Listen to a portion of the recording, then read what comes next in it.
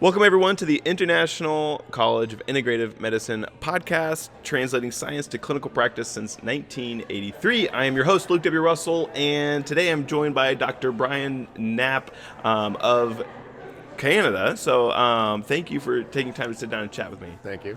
So tell me a little bit about your practice. So I'm a general family practice, and where I treat naturopathically, whole body, looking at everyone's health from their body's perspective. So we don't treat necessarily cancer, or we don't treat diabetes or heart disease. We treat you. And so in that whole process, we go through a whole assessment where we look at how's your digestion, how is your sleep, what are you eating, is there a right diet for you, those kind of things. Now, I don't want to spend too much time on this, but just for those listening, is practicing in Canada have any particularly unique aspects for you as a physician? Well, it's where I grew up, so it's what I know. No, we live in a beautiful area. Like Muskoka is a great, like if medical tourism was talked about here, maybe you need to come medical tourism up to Muskoka area. Yeah, So, yeah. But no, it's great. We have a pretty broad spectrum of modalities and practice that we're able to use. Everything from, like I say, nutrition and exercise to, like, we can do IVs and stuff where we're infusing vitamins and minerals into your body. Yeah. So, what's anything new in your practice over the last 6 to 12 months? So something new that we've been trying to introduce is constitutional hydrotherapy, saunas, the near-infrared saunas, and again, those are just ways to help, in a sense, detoxify and increase your own vital potential of healing, because it works with circulation, it works with your lymphatic system, your immune, it works through your nervous system, like giving the parasympathetic, like the relaxation, and when we rest and digest, that's when we heal. So people get in this world stuck up in the fight or flight, where I got to go, I got to work, I got to do this, I got to do that, the stresses of life, and not enough downtime where they can just, and not that there's downtime on the table with the constitutional hydrotherapist or in the sauna, but it is downtime, but it also helps trigger and detoxify from a general perspective from our world. Yeah. What new knowledge have you been uncovering lately? So again, this conference is excellent, and there's lots of takes-home stuff where I'm really just trying to. I've had a lot of hard cases lately, which is, again, every day is different, right? But, sometimes it can be discouraging when you do your best and people still don't get better. Well, it is discouraging, but we can't give up, because I really do have faith in the body's ability to heal. If we give it what it needs and take away what's hindering it, and like something, like it's almost scary. You come to these conferences and you realize how toxic our world really is. You're thinking, like, I gotta live in a bubble, but that's not reality, right? Like, we have families, we got work and life and fun to do, and so and it doesn't seem to matter where you are, like, it's there. And whether it's cell phones, whether it's toxic metals in your water or your lakes or whatever, and so you can't also, like, people can sometimes focus on that and it can get them down, and you can't. You got to look at, no, the body is amazing. It can overcome, and it's just hard sometimes when someone works hard doing the different protocols and they don't seem to get traction, or they seem to actually go backwards. And but I believe, especially with some new tools here, I'm going to incorporate in just how, and everyone's different, so you gotta work at it from their perspective. So the standard dose may be a teaspoon, but maybe for you it's 2 drops. I don't know, right? Yeah. So that's kind of what I've been working on, and just reevaluating patient care and how I can help more. Yeah.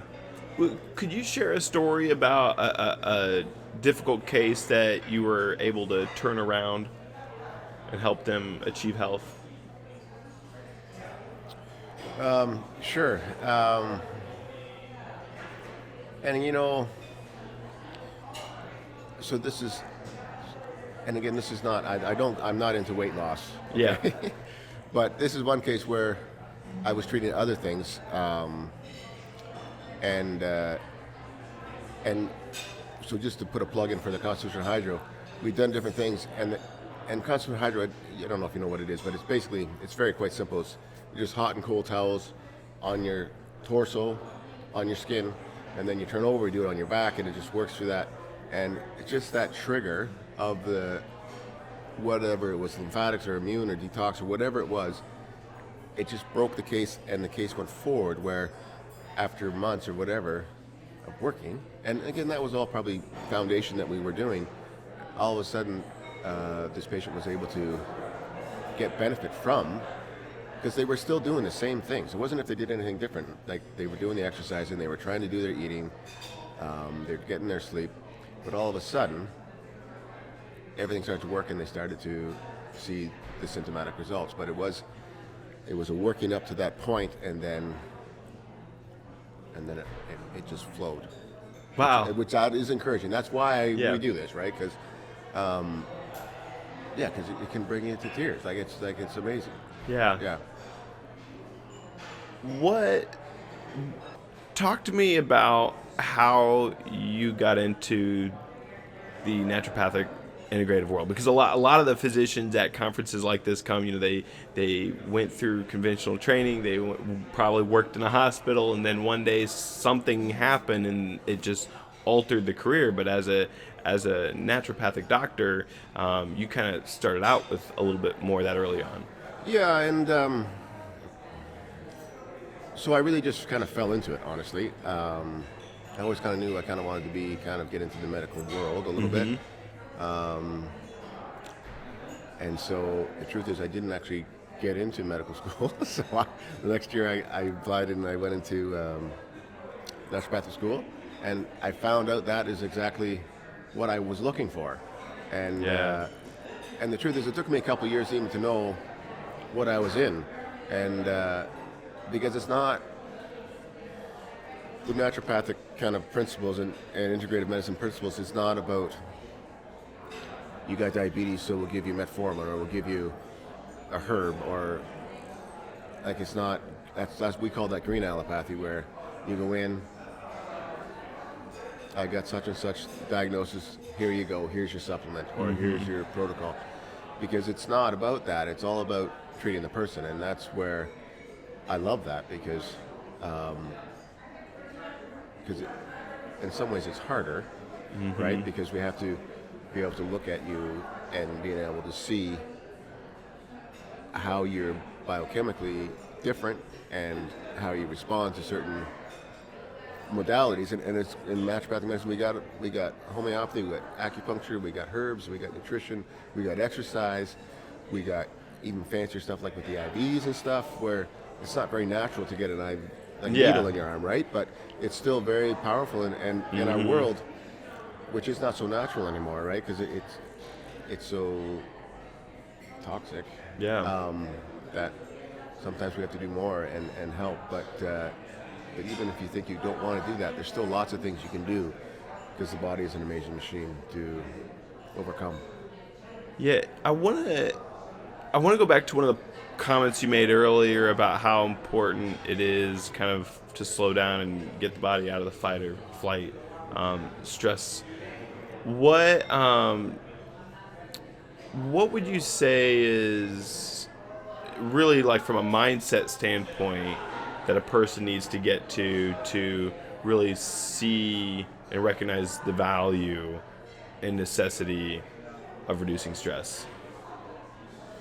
Well, unfortunately, probably most of it's pain, right? So pain is part of the body's response to say, you got to wake up and make some changes.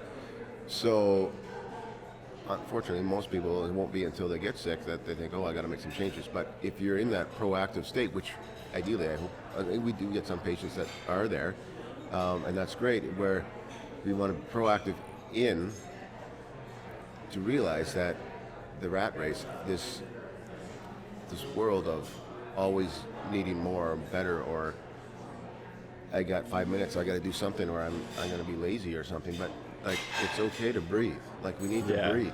Breathing alone. Laughing therapy. Like, they talked about prescribing laughing therapy. Like, it's a silly kind of thing, but it really is. It turns the chemistry of the brain and the whole body to a healing, and it's amazing that. And you don't need to go to these conferences. Like, you just really got to step back and say what's important to me, and that could be, maybe that person really does want to be in the rat race, and some people do thrive in that more than others, but even they need to stop and rest. Yeah. How do you, so as a physician thinking about your fellow colleagues, how do you balance a life between family, personal, and work, and try to support yourself? Because I know it's hard, especially as physicians. Your job is to go help everybody. How do you balance? How do you draw the balance there? Yeah, so that's a tough one too, right? And I try to live the example. I try to live the life, and everyone, if I was on the microscope, it would not be as I would want necessarily, but. It's a struggle. You always got to keep pushing back and realize that, and not overbook myself, right? Mm-hmm. And that's a key thing. It's just not overbook yourself. And so that involves everything from, like, not overspending. So that involves your money. That involves your time, and saying, how much time does my teenage son need right now?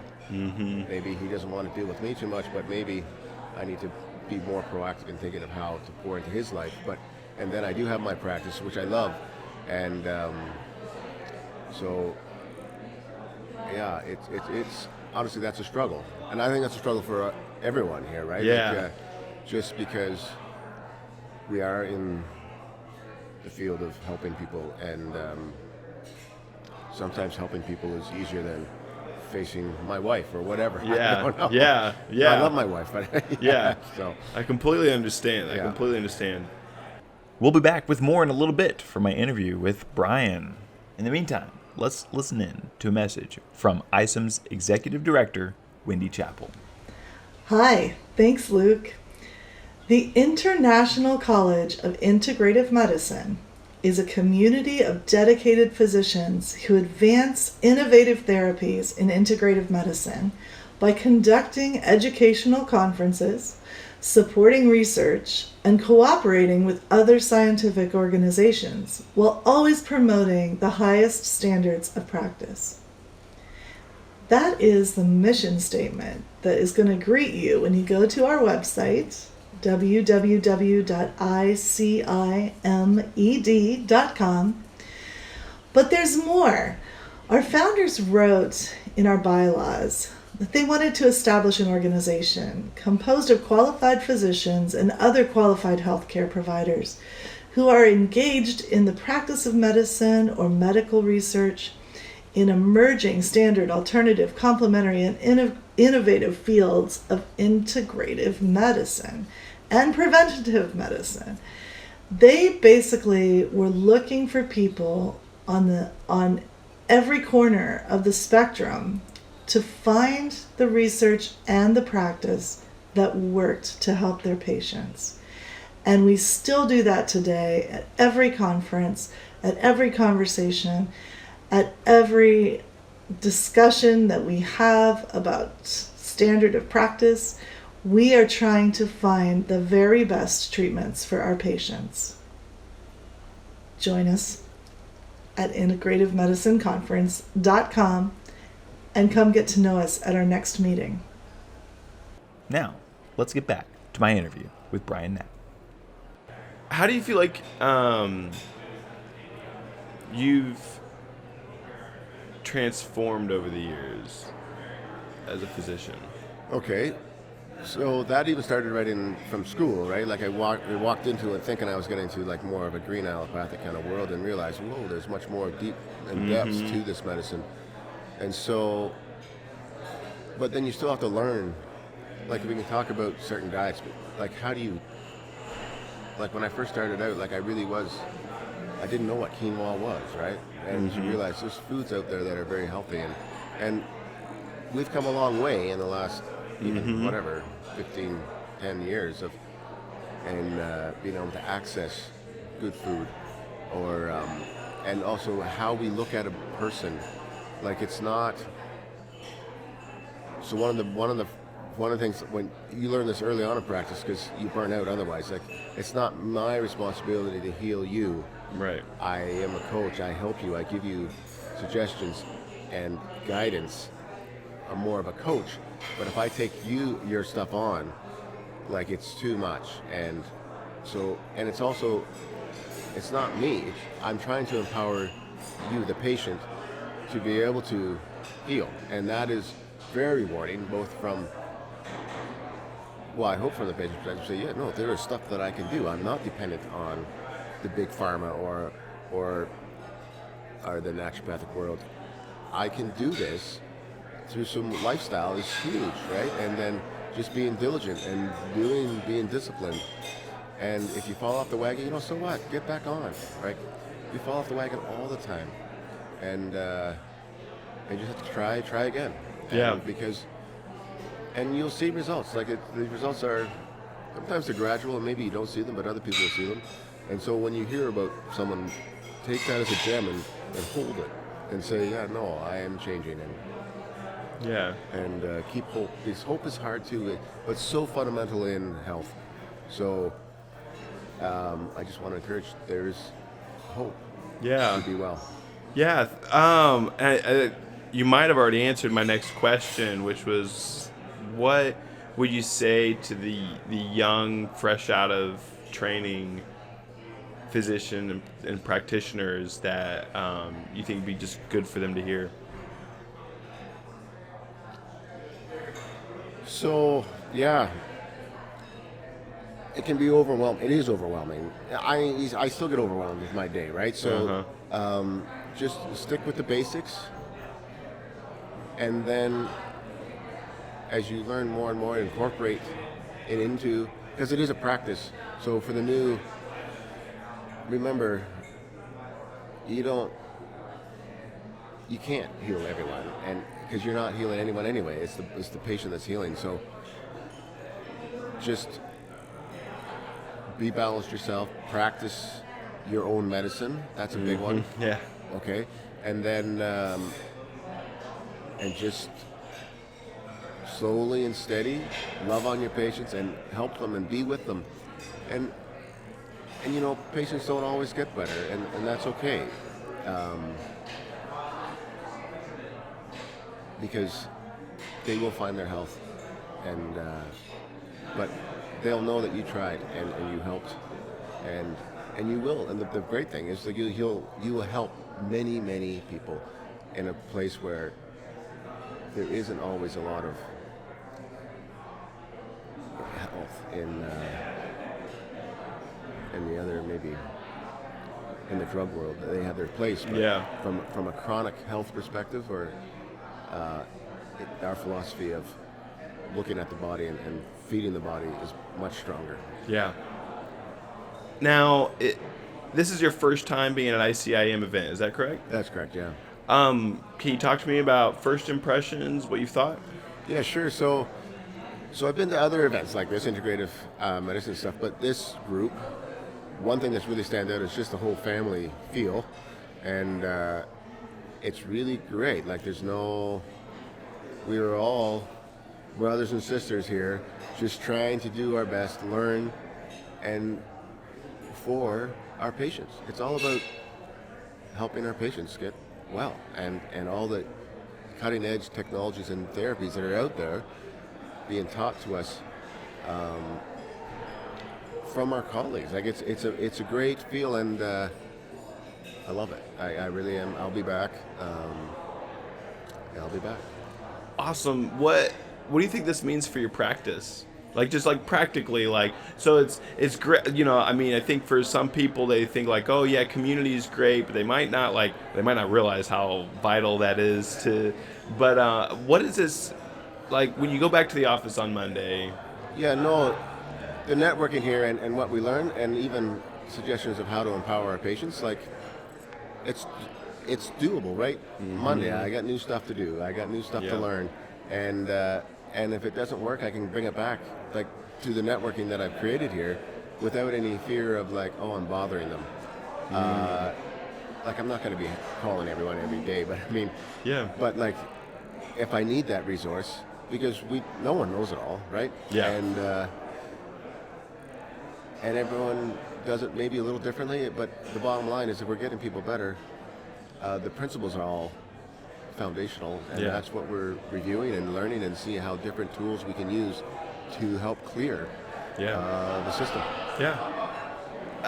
Dr. Knapp, any final thoughts you'd love to share with those listening?